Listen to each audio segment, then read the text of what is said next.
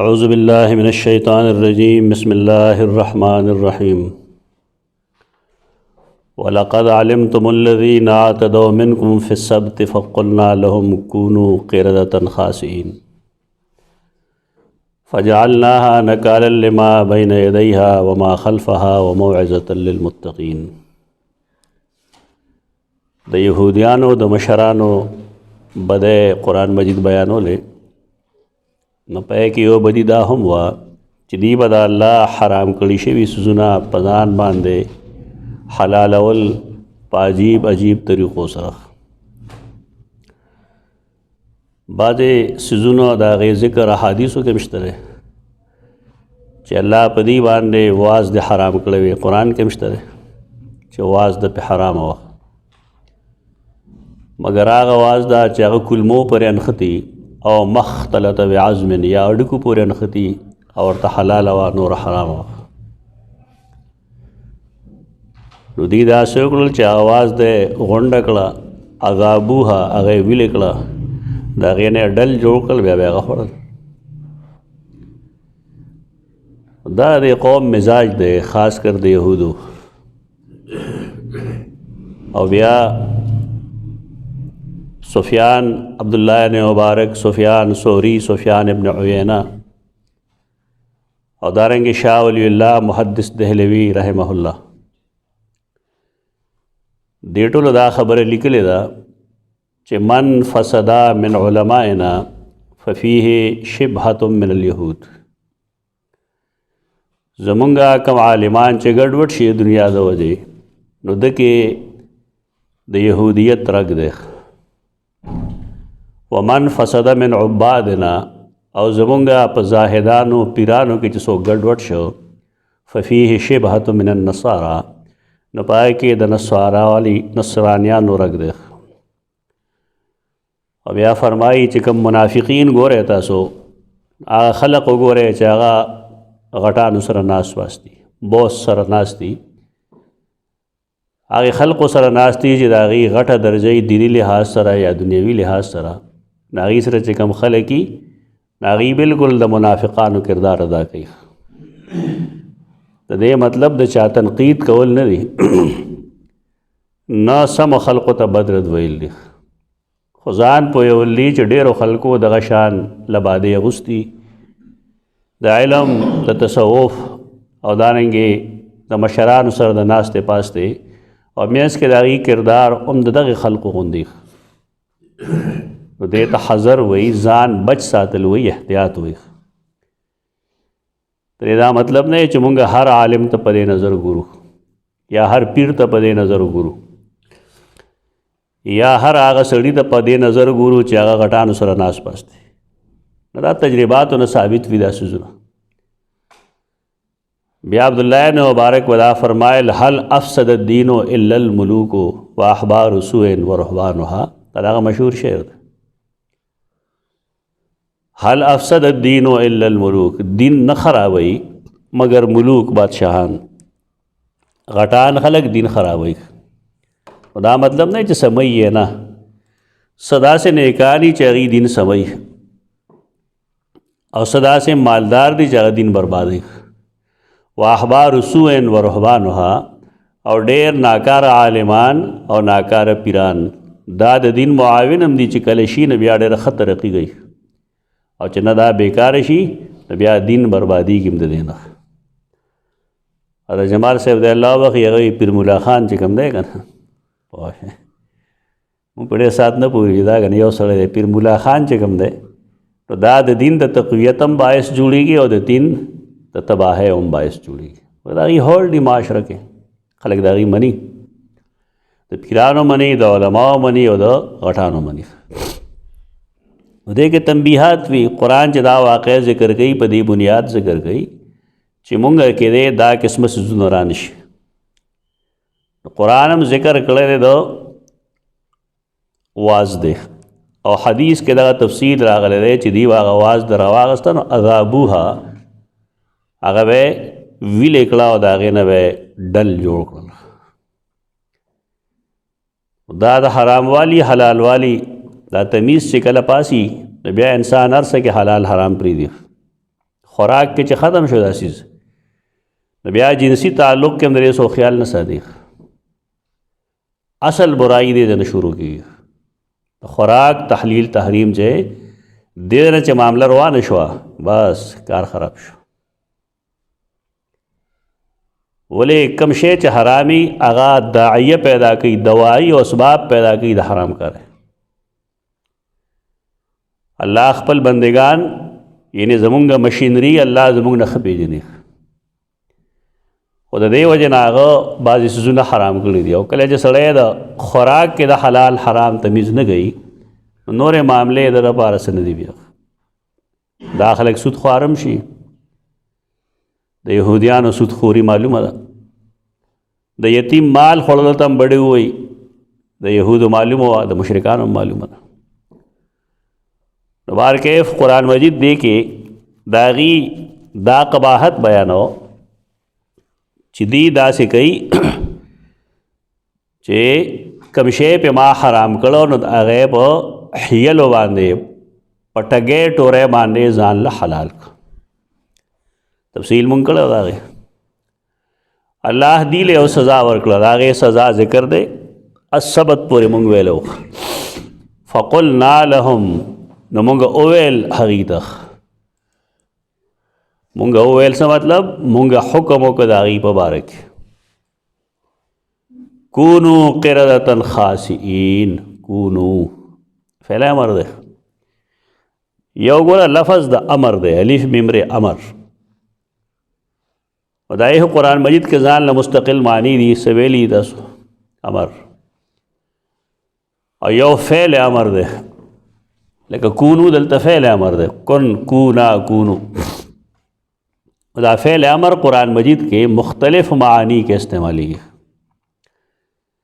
یعنی کله با امر وی لیکن واجب بنی کله با امری لیکن فرض بنی دا زده کول غواړي امام غزالی رحمه الله په اصول الفقه کې دا کتاب دی المستصفى فی الاصول غټ کتاب دی پخوا چې کله مونږ سبق وی نه بچاپ کېدو 2 جلد کې او د هغې په غاړه باندې فواتح الرحموت شرح مسلم الثبوت دا کتاب بو ایک ډېر مفصل د امر دا قسمونه بیان کړي دي د امر قسمونه یې کې بیان کړي دلته کې چې کله مونږ قرآن مجید ګورو نو دې کې امر اول د تحدی په معنی استعمالیږي قرآن کې ای با حکم لیکن هغه حکم د چیلنج دی د تحدی دی دریش آیت کے تاسو لستی دی وَإِن كُنتُمْ فِي رَيْبٍ مِّمَّا نَزَّلْنَا عَلَىٰ عَبْدِنَا فَأْتُوا بِسُورَةٍ مِّن مِّثْلِهِ فَأْتُوا فعل امر دی لغی روڑے شي څه نشي روڑے خدا فعل حکم چې کوم دی هلته امر دا چیلنج د زه پیش کا کنه دا نه مطلب چې هغې روڑے شي په دې اصطلاح چې څوک نه پوهي نه دا اعتراض وکړي چې ښه دی خو مطلب دا شو چې د قرآن نظیر جوړېدی شي هسې گپ لګی مړه د عربی کې حکم مرضی کې په دغې معنی خو نه دا د چیلنج په معنی باندې چیلنج تحدي وایي چیلنج دویم دا کله استعمالیږي د خبر په معنی لکه دا موږ چې کوم ځای وایو دلته کې دا د خبر په معنی ده فقلنا لهم کونو نو حکم وکړو موږ د دې په باره کې شی تاسو نو شو شی قردة خاسئین شادوغان ذلیل شیخ قرد او خاسئین باندې خبره کو وروستو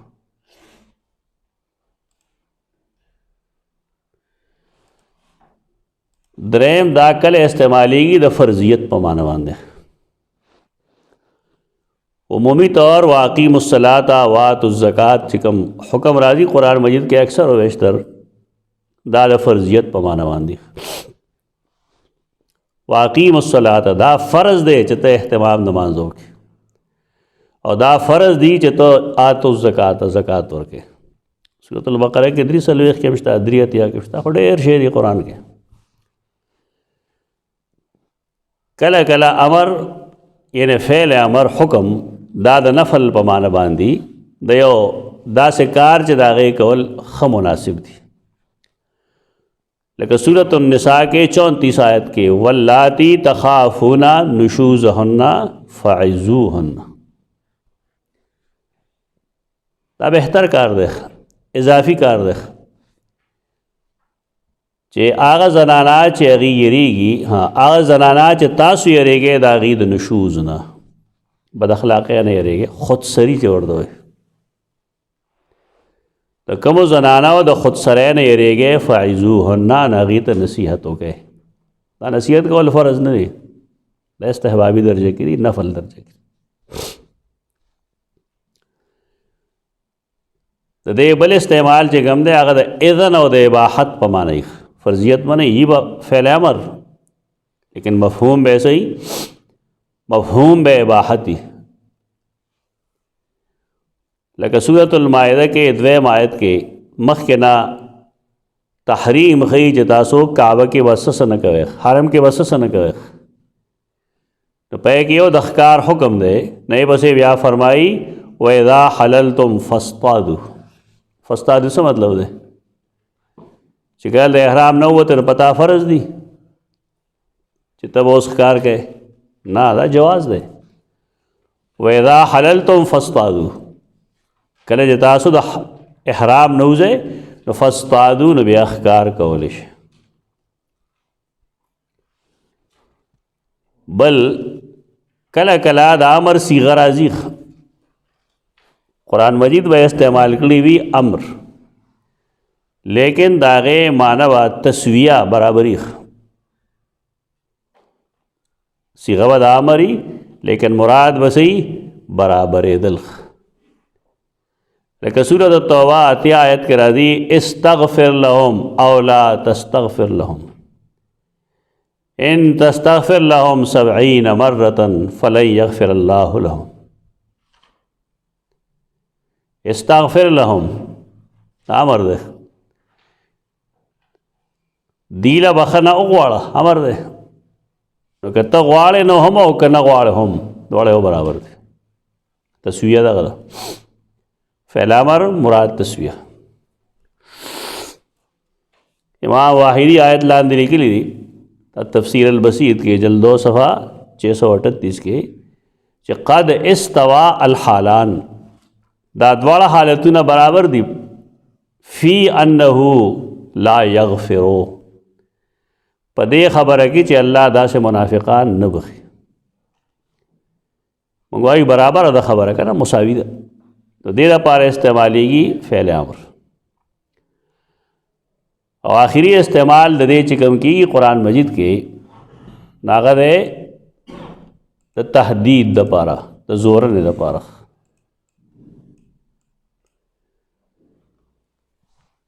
مثلا سورۃ بنی اسرائیل آیت 64 کے وَاسْتَفْزِزْ مَنِ اسْتَطَعْتَ مِنْهُمْ بِصَوْتِكَ. وَاسْتَفْزِزْ ځکه نه راخلاص که په دیوان دی پچا چې ستا وسي منهم د دینا بصوتک خپل آواز سره. ابلیس ته ویلو دا په دې حمله وکړه،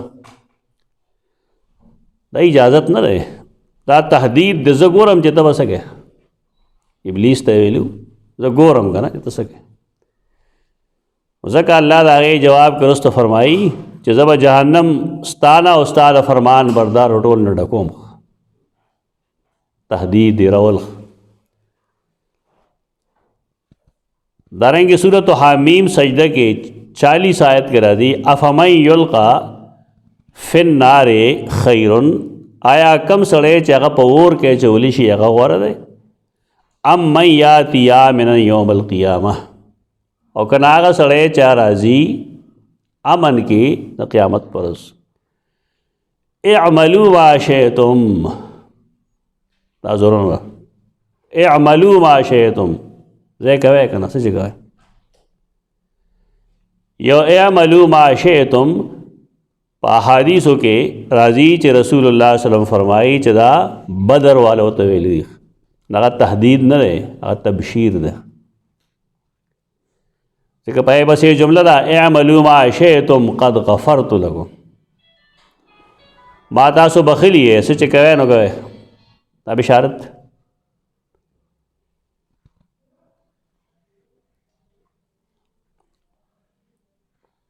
اعملوا ما شئتم قد غفرت لكم. دے کے الفاظ دا قرآن دا دی چې فقلنا لهم كونوا قردة،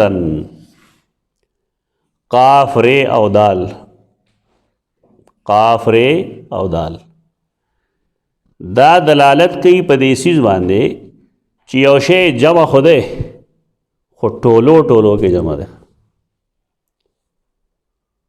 یعنی بالکل یو ځای نه دی، دی ډېر شی یو ځای جمع هم دي لیکن څه فاصلې سره او ټولګي ټولګي دي. ابن فارس لیکلی دی چې قاف ری دال چې کوم دی یدل علی تجمع فی شیء مع تقطع، یدل علی تجمع په جمع کېدو دلالت کوي د یو څیز، خو فی شیء مع تقطع سلګ لګ ټکړې ټکړې پکې ومي. قاف ری دال بنیادی مفهوم دا ده. یو وریس چې غړوس کی صدقه ده ایسه دے دے کی ایسه دے دے کی نغه تعارفه کې الصحاب القرد، الصحاب القرد دا د لوس بنیادی مفهوم ده. شادوغان څه خوې ټولګو کې ګرځي، ډیری ټولګو کې ګرځي، لیکن یو ټولې د بل ټولګي نه بیرته جدا جدا. قرد دا بندر ده، بندر دی جمع راځي قرود او قرده، واحد ده قرد جمع راځي قرود او قرده. او آخری خبره گئی چې شی تاسو قردتن شادوگان خاسئین. خاسئین امام راغب لکی خسأت الکلبہ، خسأت الکلبہ فخسأ ماس پہ اوشڑو، سنگ میں اوشڑو دھتکار ناجز دوئی، یہ نے آغا میں د سپکاوی د وجه یو شی شړل دیته وی خیسین حمزه، خسئن یا خسون د ذلت د وجه د سپکاوی د وجه یو شی شړل دیته وی خسأ، خیسین حمزه. خسات الکلب معنی دارا چې باس په د سپکاوی د وجه هغه دھتکار کو می شړل، فخسأ نا لره لاړ. یو بنی آدم چې ته د ذلت د وجه شړې نه ته اخساء وایې که نه، او دا د اخساء الفاظ قرآن مجید کې په دې معنی باندې یو خدا ځای دی کوم چې موږ وایو فقلنا لهم کونوا قردة خاسئین، او یو ځای هغه قرآن مجید په سورة المؤمنون کې ویلي دي اخسؤوا فيها ولا تكلمون، اخسؤوا فيها کور شی پدی کې جهنمه ته الله وی اخسؤوا فيها ولا تكلمون، ما سره کلام مکوئ. نو خاص ان کې مونږ ویل یو شی د ځان لري شړلو ته وي د ذلت د وجه،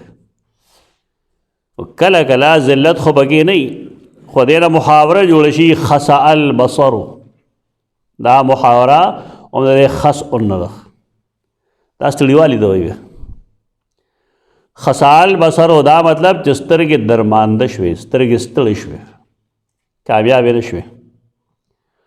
نو دې معنی باندې بیا سورة الملک شته دی که نه، سورة الملک کې څلور آیت کې ثم ارجع البصر کرتین ینقلب الیک البصر خاسئا، ستا سترګې به صحیح خاسئ بھئی، یعنی ستړی ستومان ای مقصود ته به ونه رسي.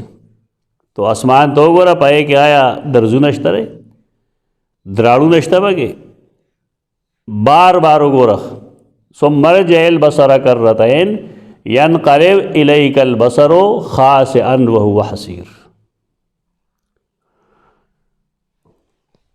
اوس دا خو پته لګي دا چې قرآن مجید هغې ته فرمایلی دي چې تاسو شادوغان شے ذلیل شادوغان شے دا شادوواله دا حقیقی او کنه حکمی ہو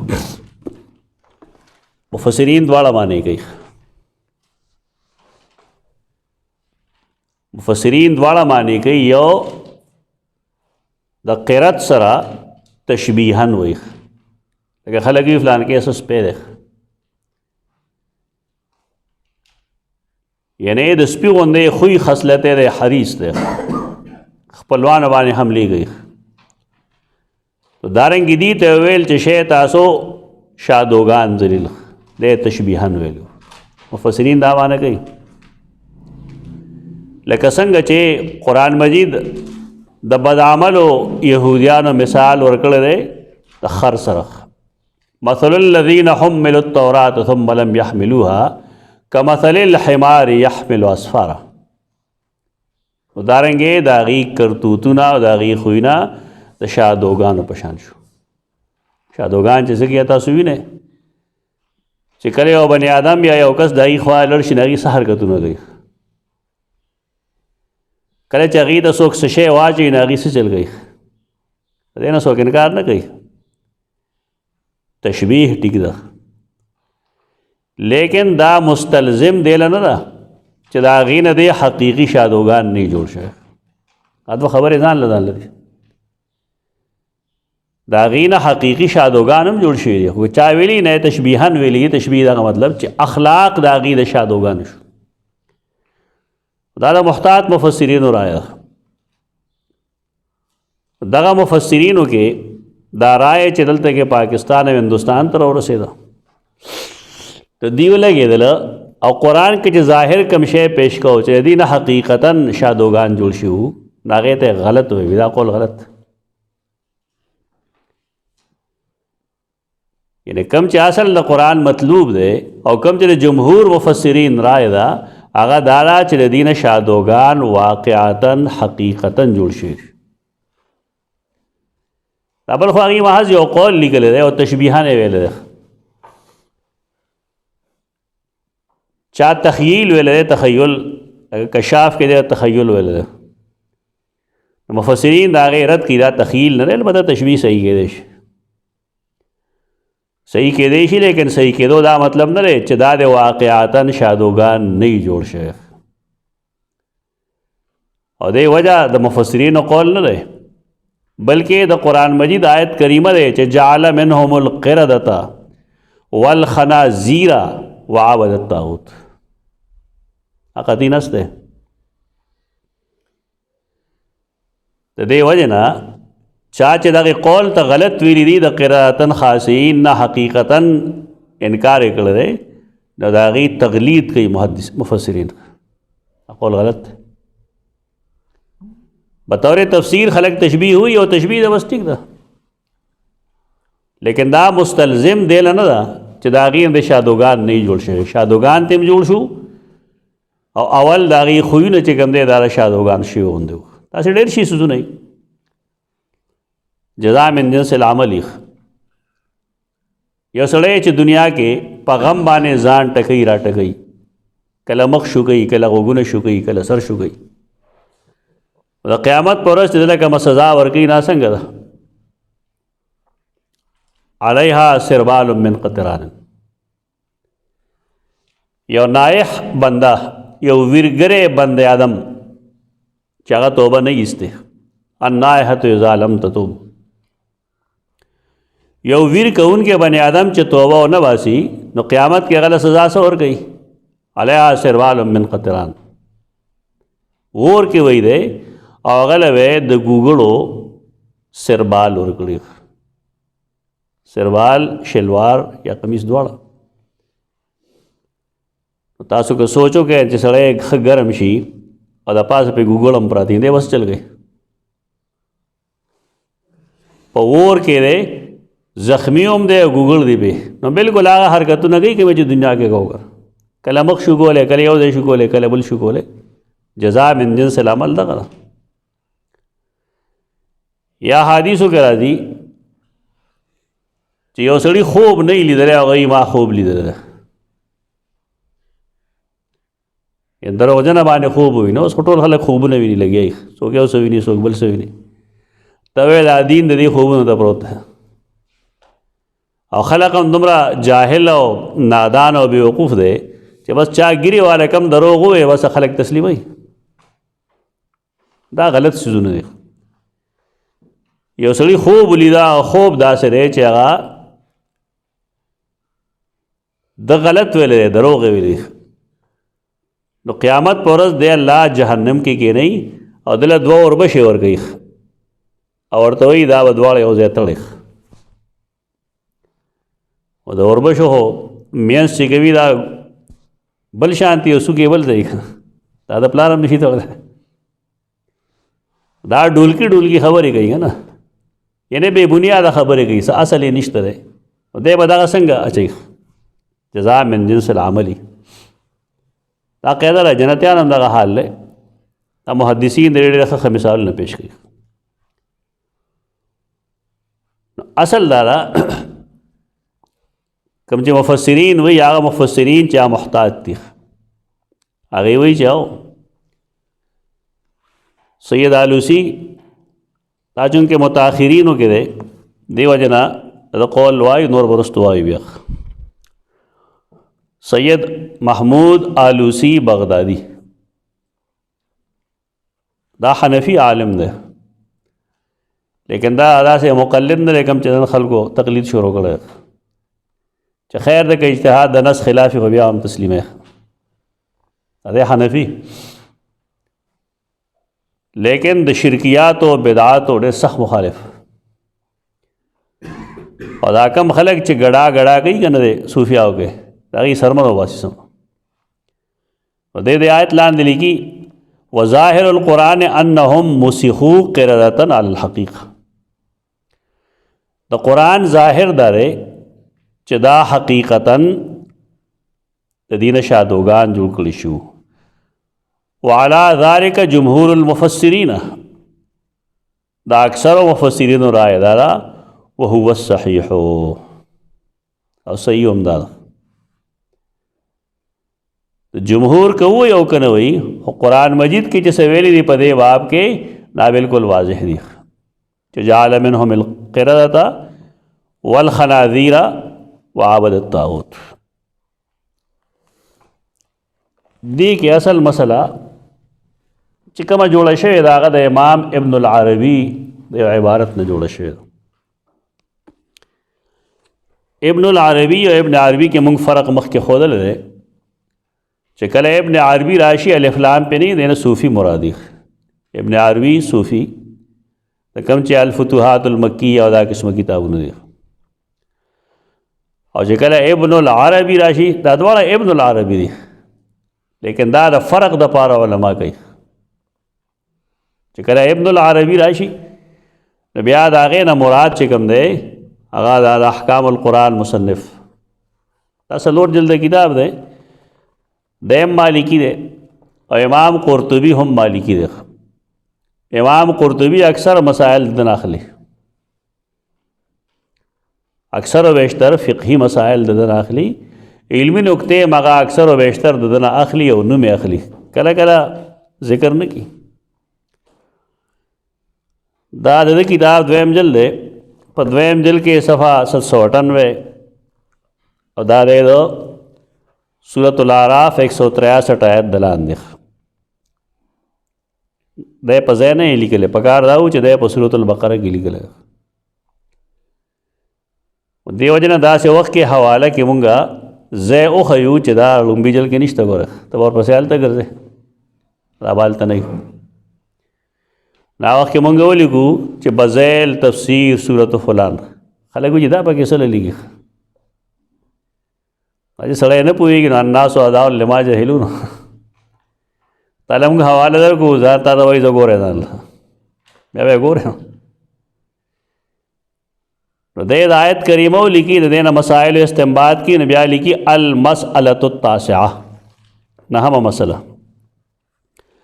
قال علماؤنا اختلف الناس فی الممسوخ. زمونږ علماء دې باب کې اختلاف کوي او هغوی وایي چې کوم قوم یا څه شی مسخ شو نو هل ینسل ام لا، د نسل چلیږي که نه چلیږي، دا یو بحث د چیرې دی. فمنهم من قال ان المخصوص لا ينسل، د بعضو خیال دا دی چې ممسوخ چې شي کوم قوم د هغه شکل بدل شي د هغه نسل نه چلیږي. ومنهم من قال ينسل، او بعضې په دې کې هغه دي چې هغې وي نسل چلیږي، د ممسوخ نسل چلیږي. نو دی وایي وهو الصحیح عندي، زما په نس صحیح دا ده چې د ممسوخ نسل چلیږي. دې ځای نه بیا استنباط کوي، د خو واضح نه لیکلي، خو تفسیر روح المانی او دا نور دته نسبت کوي چې دی وایي چې دا موجوده قرده چې کوم دي، موجوده شادوګان، دا د هغې شادوګانو نسل ده. دا لوی لوی خلقي خو عبارت یې دغه شان دي. دی وایي په دې ما سره دلایل دي، اصول لای د لوی سړي هم دلیل قتل پکار دي چې هغه دلیل کې څومره جان دی، او د یو کشر سړي دلیل هم قتل دی چې پای کې څومره جان دی. دا علمي خبرې د علاقو کې په دې پابندۍ دي چې نه دا بیا کابرو باندې بدګماني راځي، بس هم عبادت یې شروع کړي بېغمه شي، ته بس ښه خیر بس لکیر کا فقیر چې مشر څه ویلي ته وایه. دا جمود پیدا کی دا خلق ته وښیه چې ادب سره خلک اختلاف ساتي، چې کوم ځای اختلاف دی احترام به ملحوظ وي. که ته احترام نه ساتې نو ته ډېر ګستاخ یې، بېادبه یې. ستا د اختلاف ساتلو او د نه ساتلو څه فایده نشته. دې سره علم کې جمود ختم شي، انسان ته مختلف لارې کولو شي، د تحقیق لارې کولاوي. دی وایي دلیل دی ما سره، او دلیل ورکوټ نه دی، تاکہ زه دې وضاحت نه کړم نو شاید چې جواب معلوم شي. والدلیل علیه امران، په دې دلیل چې کوم دی دوه کارونه دي. احدهما حدیث النبی صلی الله علیه وسلم فی صحیح فی الصحیح حین سئل عن الضب، یو هغه حدیث دی کوم چې د رسول الله صلی الله علیه وسلم نه نقل دی د ضب په باره کې. ضب څه شی دی؟ سانډا جوړ دوی خلک، سانډا پښتو کې د خادمه وي، سوسمار. تپوس وکړی شو د رسول الله صلی الله علیه وسلم نه د ضب په باره کې. هغه فرمایل ان امتا مسخت، یو قوم مسخ شوی دی مخکې، فاخاف ان یکون الضب منها، نو ما ته یره دا ده چې دا ضب چېرته د هغې نه نه وي. ته وایې زه اوس یې جواب وکړه، دا د سنن نسائی حدیث دی او صحیح حدیث دی. دا لوی لوی خلقي لیکن استدلال کې بیچارهګان خطا شي. دا مطلب نه چې علم نشته، علم شته، لیکن استنباط او استدلال کی خطا کیږي، او دا انسان د انسانیت تقاضا ده. کله به ټیک استدلالي، کله به غلط استدلالي، دې ته نه سوء فهم وایي، نه ورته بد علمي وایي، کم علمي وایي، بس انسان نه خطا شي. دا حدیث کوم چې د پیش کړی رسول النسائی، حدیث نمبر 4321 او 4322، دا دوه حدیث دي. اور دارنگہ دا مسند امام احمد رحمہ اللہ کے جلد 29 صفحہ 449 کے حدیث نمبر 17928 اور 17929، دو حدیث سنئی دا یو دلیل اگر دا لري. دا دلیل دے پدے باب کے چې د ممسوخ قوم نسل چلی. دویم دلیل اغدا پیش کرے وثبت عنہ صلی اللہ علیہ وسلم انہو قال ان الفار مسخ. رسول اللہ صلی اللہ علیہ وسلم فرمائلیو چې منگک چې کم دے دا ممسوخ دے. الا تراہ اذا وضع له البان الابل، تو گورے نا چې کله دتا البان الابل دوخانو دوخو پیکے خودشی لم یشربها، دینس کیا دا د خپل الفاظ دي، تعبیر د خپل د دې حدیث اصل الفاظ داری چې رسول الله صلی الله علیه وسلم فرمایل فقدت امه من بنی اسرائیل، د بنی اسرائیلو یو ډله چې کوم دا یو امت ارک شوی دی، نشته دنیا کې، پته نه لګي چې څه شو، قوم څه شو، لوی امت لا یدرا ما فعلت، اچا د پته نشته چې هغې سره څه شو، ولا اراها الا الفار، چونکې بنی اسرائیلو هغه ویل زما یقین داره، زما خیال داره چې دا منګک دی که نه دا هغه قوم نه پاتې ده، بنی اسرائیلو بیا ویل الا ترونها، آیا تاسو نه ګورئ اذا وضع لها البان الابل لم تشربه، د اوښې پینس کی بنی اسرائیل ونس کل و اذا وضع لها البان الشاء شربته، د ګړي بيځې پیچ ورته کې ناغس کی، 17 کلاس حدیث نه یا صحیح مسلم حدیث ده، دا دوه استدلالات دي د ابن العربی دي، توای جواب یې وکړ، اوس د اعلی پای دواړه احادیث دي او دواړه هغه پیش کړي دي دلته ریات کریمه لاندې، دا کوم صفحه چې مونږ وایو 798 کې دریم د یو بل کیسه هم کړې ده، خو هغه کیسه به انشاءالله موږ د اتوار کلاس سره د هغې تعلق دی، دلته نشو کولی. دې سره به څه کوو، د چې دا استدلالات کړي دې سره به څه کوو، نو دې دپاره حافظ آلوسی رحمه الله جواب پیش کړی، دا جواب ډېر محتاط دی. دې لیکي واختار ابو بکر ابن العربی انهم عاشوا وان القردة الموجودين اليوم من نسلهم، و دې وی چې دا څه ویلي دي نو يرده ما رواه مسلم عن ابن مسعود رضی الله تعالی عنہ. د ابن العربی دا قول هغه حدیث رد کوي کوم چې د سیدنا عبدالله بن مسعود نقل، حدیث دا نقل ہے چې ان رسول اللہ صلی اللہ علیہ وسلم قال لمن سأله عن القردة والخنازیر، رسول اللہ صلی اللہ علیہ وسلم تپوس کړی شو د قرده او خنازیر په باره کې، او سوال لاو چې اهیه مما مسخه، دا نن چې کوم قرده او خنازیر دي دا د هغې قوم نسل دی، نو رسول اللہ صلی اللہ علیہ وسلم فرمایل ان اللہ تعالی لم یهلک قوما، الله یو قوم نه تبا کړي، یہ دا ویلو یہ ویلو چې يعذب قوما فيجعل لهم نسلا، چې دا غي نسل بیا چلولی، دا غي نسل بیا نه چلول.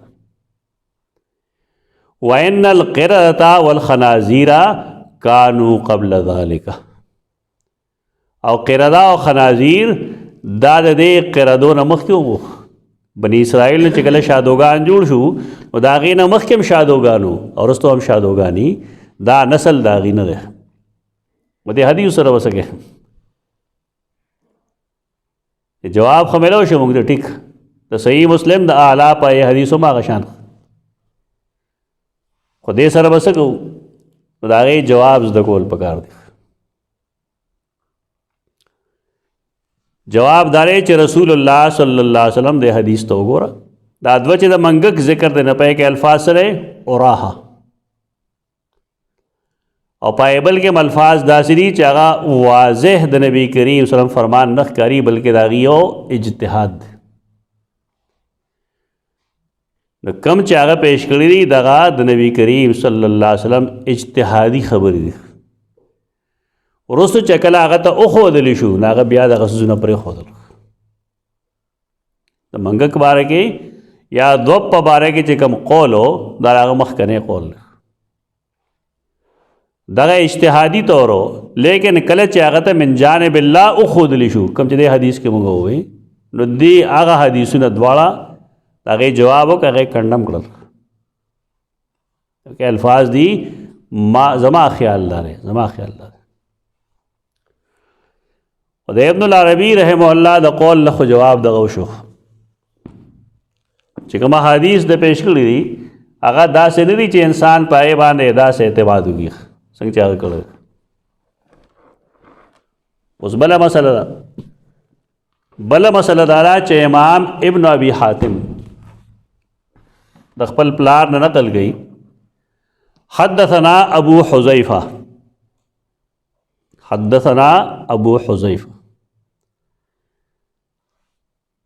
د دې ابو حذیفہ نوم دی موسی بن مسعود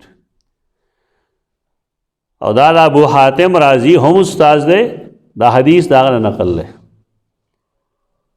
او دا امام بخاری رحم الله استاد دی.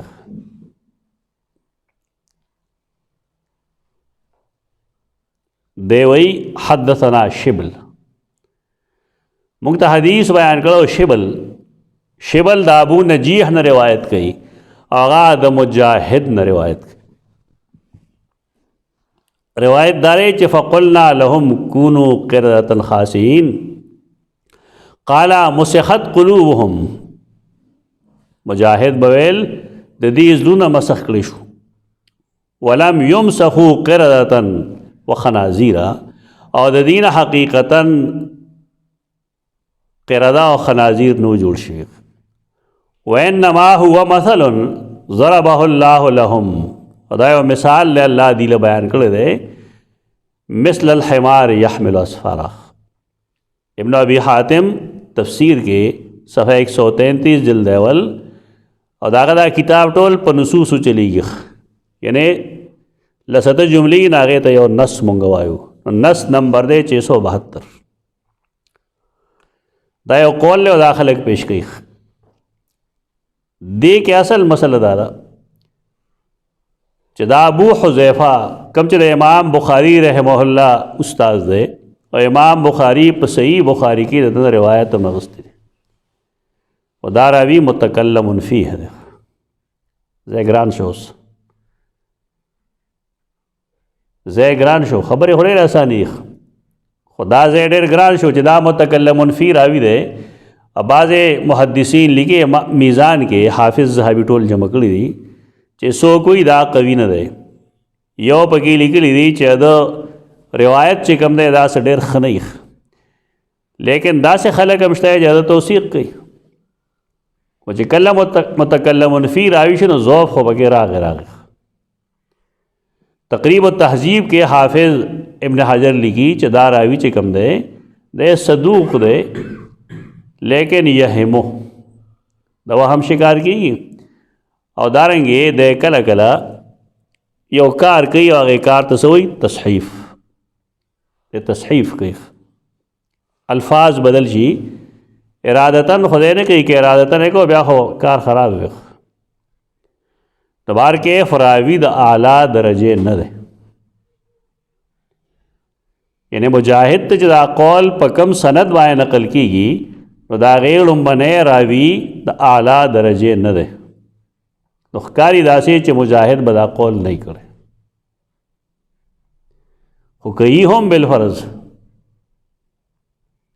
اسناد نه بحثونه کې او دا قول دا هغه ثابت وشي نو بیا هم دا څوک تسلیموي نه. ایوانه زه بحث کوم درته خو ابن جریر طبری رحمه الله د خپل تفسیر کې لومبني جلد کې صفحه 373 کی لیکلی دی.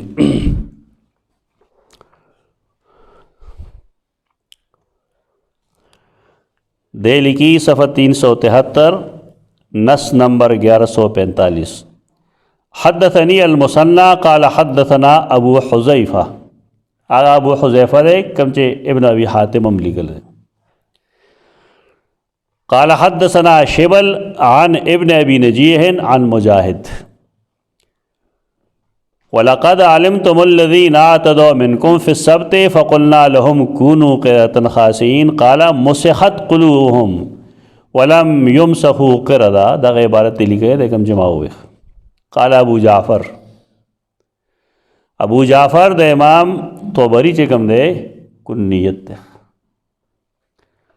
دا زمونگا شاگردان که دا دینی مدارس دی او که دا یونیورسٹیز دی دا غریبانان پخپل نه پوئے گی استادانو له الله همت هم نه دی ورکړی او که چا کې څه پوهه وه نه هغه خو بلکل قاطع خرابه شوه.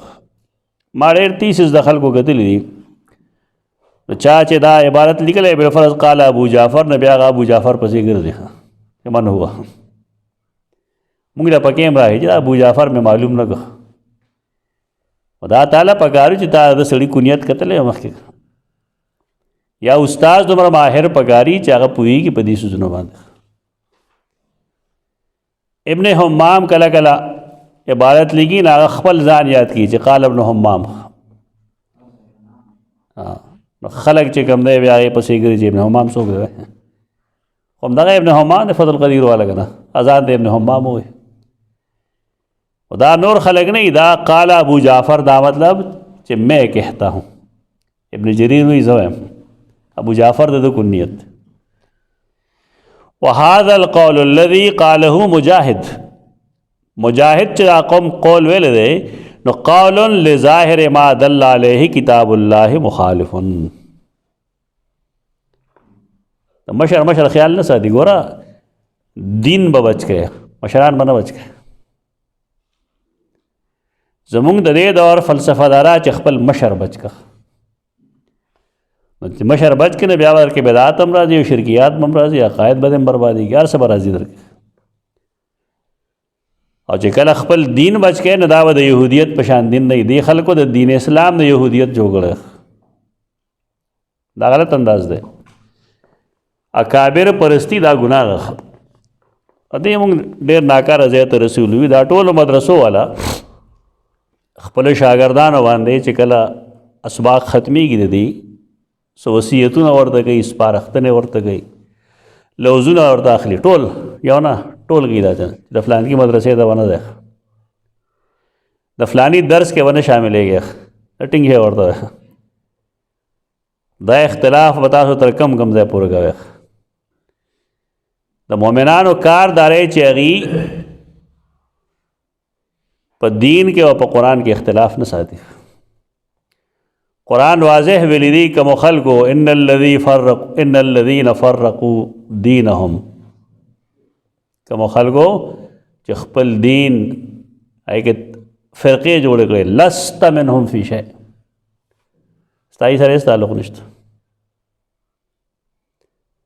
اکابر بچ کړي نو پیغمبر سره واسطه خرابه شو. د دې اکابر پرستی د وجې دا مسله جوړیږي. فرقه پرستی وی هم دی دا چې سړی ښه پوهېږي چې دا عزیز غلط دی لیکن چونکې زما استاد ویلی څه وکړم بس فرقه دې جوړه کړه. اوس د فرقې نه بالاتر شی قرآن او سنت هغې له ترجیح ورکړي هغه مخکې کړي. مجاهد وړوکی سړی نه دی. مفسرین لیکي اذا جاءك التفسیر عن مجاهد فحسبک کله چې تعالی تفسیر راغی د مجاهد نه فحسبک به تعالی کافی دی. ډېر لوی مفسر دی. تعویل یې د سیدنا عبدالله ابن عباس براہ راست شاګرد دی لیکن دا ابن جریر دی څه وایي دا قول دی لظاهر ما دل علیه کتاب الله مخالف دا الله د کتاب د ظاهر مخالف دی. ذکا وذلک ان الله اخبر فی کتابه الله خپل کتاب کې خبر ورکړی دی چې انه جعل منهم القردة والخنازیر وعبد الطاغوت چې الله د دې نه خنزیران جوړ کړي تشبیه مشبیه نه الله د دې نه شادوګان جوړ کړي او دې د طاغوت عبادت کړو کما اخبر عنهم انهم قالوا لنبیهم لکه څنګه چې هغه دا خبرم ورکړی دی چې دی ویلو خپل نبی ته ارنا الله جهرة دا غي هم په ظاهر عمل کې دی هم په ظاهر عمل کې. سورۃ النساء 153 وان الله تعالی ذکره اسعقهم عند مسألتهم ذلك ربهم او چې کله دی آخري ته پوسوګو نو الله دی باندې د چغې عذاب راوست. وانهم عبدوا العجل او دی د سخي عبادت هم کړو فجعل توبتهم قتل انفسهم وانه امروا بدخول الارض المقدسه فقالوا لنبيهم اذهب انت وربك فقاتلا انها هنا قاعدون فابتلاهم بالتيه فسواء قائل قال هم لم يمسخهم قردا وقد اخبر جل ذکره انه جعل منهم القردة والخنازیر. الله وی ما ته خنازیر جوړ کړي او دی لګای دی وی چې نه الله ته قرده نه جوړ کړي. بیا یې نورو نه انکار وکړ. دغه علم سره تشبیه مشبیه وکړه چې خبره ختم شي.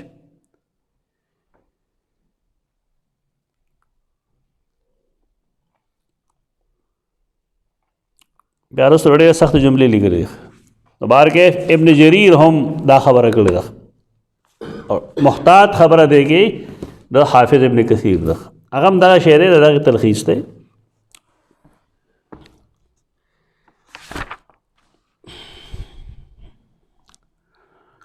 صفحہ 436 کے جلد اول کے اول لکھی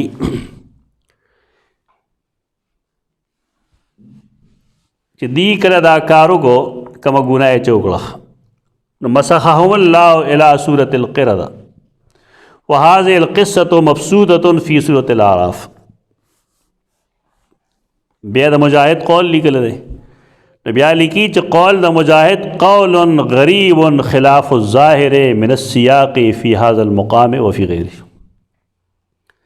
د مجاہد قول دا ډېر ناشنا قول دی، غریب قول دی، بیکار او خلاف دی په دې ځای کې او په نورو ځایونو کې د قرآن د سیاق او سباق خلاف دی.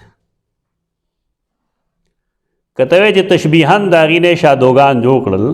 د رستو آیت کې سیاق سباق دا مطلب دی فجعلناها نکالا لما بین یدیها وما خلفها وموعظة للمتقین. دې سره بسکه نکال څه دوی؟ نکال عبرت ته وي. سرسید دی او دې خلق خدا لیکلی چې قوم کی قوم زناکاری میں مبتلا ہو گئی. دې کیسه عبرت؟ دا خو ډېر شی خلک دي د هغې خوی د سپوی د چا د پیشوګانې د چا د یوې د چا د بلې هغې خو نکال نشته. ابن کثیر چې څه وایي چې دا د سیاق خلاف ده د هغې وجه ده که ده فجعلناها نکالا لما بین یدیها وما خلفها. نکال خو نه شو ویلی خو بهرکیف دا د نکال خلاف دی دا تعبیر. نو بیا وروستو آخر کې دی ټول عبارات لیکي د متقدمینو. نو قلتو آخر کے دے 440 صفحہ فیصلہ گئی کہ والغرض من هذا السیاق عن هؤلاء الائمہ. تما چې دومره ائمه او مفسرین او اقوال ذکر کړل تو دې مقصد سره غرض بیان خلاف ما ذهب الیه مجاہد. اگر دا بیان دے چې مجاہد کم قول کړل موږ د مخالفت کو کنځلې نشته. دلیل یې پیش کو چې د قرآن سیاق داسې نه وي او د امت د چوٹی کے مفسرین چې کوم دی د هغې رائے دغه نه ده. لہذا د امام مجاہد قول قابل قبول نه ده. ناسې نه پرېږدي مجاہد نه بیا ورپسې وایي رحمه الله. دا هغه فرق دی چې موږ خلکو ته ښیو. دا په یو لوی څیز کې د سره اختلاف دی، لیکن نه ورته ملعون وایي، نه ورته مشرک وایي، نه ورته بدعتي وایي، نه ورته جاهل وایي. ایو زمونږ د دور خلک دی چې اله ته په ګڼا وکوک شي که نه نو رئیس المشرکین او رئیس المضلین ته اصلاح کې د یو سړي د قلم نه چې داسې قسمو جملې وځي په یوه اصلاح کېږي. اختلاف راځي، دا خو فطري څیز دی. یو ځای کې چې ډکټیټرشپ نه وي، ازادي حاصله یو علم موجود وي، اختلاف به راځي. دا درې شرطونه یاد ساته. ډکټیټرشپ چې نه علم موجود وي او ازادی میں حاصل ہے، اختلاف برازی. اختلاف د دلیل په بنیاد باندې عیب نه ده. اوس خو خبره ده چې خلکو ته دلیل دی اسې اختلاف کوي. پلار نیکه کول او دلیل نه ده. بیا هغه څه وایي د هغه رایه دا چې من ان مسخهم انما کان معنویا لا صوریا. مجاہد دا وایي چې دا معنوي وه. معنوي دا مطلب چې اخلاق د شادوګانو شو، شکلونه هغه شان نه شوي. نو دی وایي نه نه دا غلط دی. بل الصحیح انه معنوي صوري. صحیح دا ده چې معنوي هم او صوري هم. څه مطلب؟ اول داغي اخلاق و عادات د شادوګانو شو. نو بیا څه وخت پس ورځ پس 2 ورځې پس الله د هغې نه واقعي شادوګان او خندیران جوړ کړل. او بعضې آثار او احادیثو کې راځي چې دا قوم 3 ورځې پس تباه شوی و. و د ممسوح قوم چې کوم دی د هغې نسل نه چلیږي. دا خوش ولا خبره. لیکن اوس را دا محدثانه بحث تا چې ابو حذیفه سره وسګو کم چې صحیح بخاری راوی دی او موږ وایو چې دا متکلم فیه دی. نو امام بخاری رحمه الله دا غنا حدیث له نقل کړي. دې جواب داره چې امام بخاری رحمه الله د موسی بن مسعود نا کم نوم چې ابو حذیفه باندې مشهور دی کنیت باندې زیات مشهور دی نو میرے موسی بن مسعود دنه امام بخاری 300 احادیث نقل کړي دي زیاده نه نقل کړي خو چې کومه نقل کړي دي دا غي توابع او شواهد هم شته. مستعد راز ختم شو. دا غي توابع او شواهد شته په نور اسانید باندې او هغه اسانی دغه ته معلوم دي په دې وجه امام بخاری د سره نرمه گوشه ساتلې ده او د روایت دي لیکلي. کم آیات کم حدیث دي. لومبنه حدیث د صحیح بخاری 2519 نمبر ده. امام بخاری وی حدثنا موسی بن مسعود بیا زائدہ بن قدامہ د هشام بن عروہ نقل کی سے زی آخر کے اسماء بنت ابی بکر رضی اللہ عنہما فرمائی امر النبی صلی اللہ علیہ وسلم بالعتاقۃ فی کسوف الشمس. نور تندر نیولیو نو رسول اللہ علیہ وسلم حکم کو چې تاسو نن غلامان آزاد کے. خلق تو پکی منز معلوم خدا پکی نہیں معلوم چې اوسړی ستاره قرض دلان درې هغه آزاد کا دیقان باغوان درې په 100 روپۍ سره دې آزاد کا بالعتاقت. دا حدیث دا کم چې د لیکل دی دې حدیث شاهد موجود دی او هغه شاهد خپل امام بخاری رحمه الله لیکل دی هم دې حدیث پسې چې تابعه علی عن الدراوردی عن هشام. دې حدیث پسې دا شاهد لیکل دی چې دا کوم حدیث مونږه د موسی بن مسعود نقل کړی دی نو د دې یو تایید موجود دی. علی نه مراد علی ابن المدینی دی. هغه نقل کوي د دراوردی نه او هغه د هغې هشام نه نقل کوي د کم نه چې موسی بن مسعود د حدثنا زائدہ بن قدامہ عن هشام بن عروہ نقل کړی. اعتراض ختم شو که نه؟ سم اعتراض ته تابع او شاهد موجود دی چې کله تابع شاهد موجود دی نو دا اعتراض په امام بخاری غلط دی. بل روایت داره هغه حدیث نمبر دے 2700 موسی بن مسعود نقل کی د سفیان بن سعید نه سفیان ثوری چې ورته وي برلل شي عن ابي اسحاق عن البراء بن عازب رضی الله عنهما. تو سیدنا براء بن عازب حدیث دے هغه داره چې صالح النبی المشرکین رسول الله صلی الله علیه وسلم مشرکین سره حدیبیه کې روغ کړی و علی 3 اشیاء په 3 شرطونو باندې. یو دا چې ان من اتاه من المشرکین که څوک مشرک مدینه منورې ته راشي رده الیهم مشرکان ته به واپس کوي. ومن اتاه من المسلمین او که څوک مسلمان راشي مشرکان لا لم يردوه نه به واپس کوي. یو دا شرط. وعلى ان يدخلها من قابل ويقيم بها 3 ایام. دویم شرط داو چې اوس به واپس ځي راتلونکي کال کې ورازي او چې راشي نو صرف 3 ورځې پاتې کېږي. قیام به په مکه مکرمه کې 3 ورځې. او دریم شرط داو چې ولا يدخلها الا بجلبان اغم چې راځي نو ځان سره قوس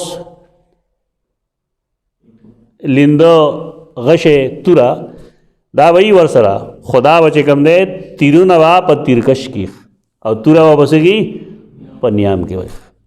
دا درې شرطونه. دا حدیث دی. دا حدیث د دې شواهد خو ډېر شي دي. صحیح مسلم کې د دې شاهد موجود دی. صحیح مسلم کې د دې شاهد موجود دی. او چې کله شاهد موجود شو صحیح مسلم کې صحیح مسلم کې د دې شاهد موجود دی. بل حدیث دی هغه حدیث نمبر دی 6488.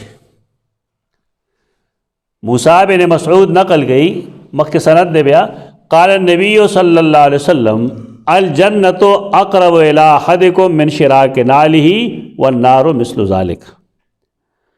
پتاسو کہ ہر یو کس تا جنت دمر نزدې دے لکه د چریو د سپلیخ او جهنم هم دمر ده. دا حدیث تے دے دار و مدار پدے حدیث کے پا موسیٰ بن مسعود باندھ دے لیکن دے تابع موجود دے مسند احمد کی. ابن نمیر عن العمش عن عبداللہ بن مسعود نے روایت تے دارنگے دے یو بل تائید موجود دے دا معامل حوالے سرا غم دا امام مسند احمد دے دا مسند احمد روایت تے دا درے روایتو نشو. دے سرا آخری روایت دو آغا دے حدیث نمبر 6604. یعنی دی استاد نے امام بخاری سلورہ حدیث ہے اس تھی تو دیتا اور ادل سلورم دارے. افرمائی حدثنا سفیان الامش عن ابی وائل عن حذیفہ قال لقد خطبنا النبی صلی اللہ علیہ وسلم خطبتا رسول اللہ علیہ وسلم منگتا یو خطبہ ہوئے لخ خطبہ دا سے ہوا چھ تر قیامت پورے کم غٹ غٹ واقعات راضی ناغے منگتا بیان کر. عالمہو من عالمہو و جہلہو من جہلہو. بچہ دا جی یاد پاتی شو نہ یاد پاتی شو چانا ییر شو نغی نیر شو. دا حدیث دے حدیث نمبر 6604 دے راویوم دکا متکلمون فی راوی دے. دا جی دا دوار اللہ ری معلومی شو چی دا مجاہد دا قول راوی مختلفن فی راوی دے زکا مونگ نا تسلیم ہو لیکن دا مختلفن فی راوی دے امام بخاری استاذ ہم دے اور دیتے حدیث نقل کی نے بولے نقل گئی شواہد اشتا کندرے مندرے نہ گئی خلق صحیح خبر وانزان پوئے کی. و دا چی دلتا سوویل دا حدیث تکم نقل کو دا دے تابیر عثمان بن ابی شیبہ اگر صحیح مسلم کے دا حدیث بل دے شاہد دے ابو بکر بن ابی شیبہ دغم پا صحیح مسلم کے دا. مطلب دا شو چی دا دینا دا سیزونه جوړ کړی شو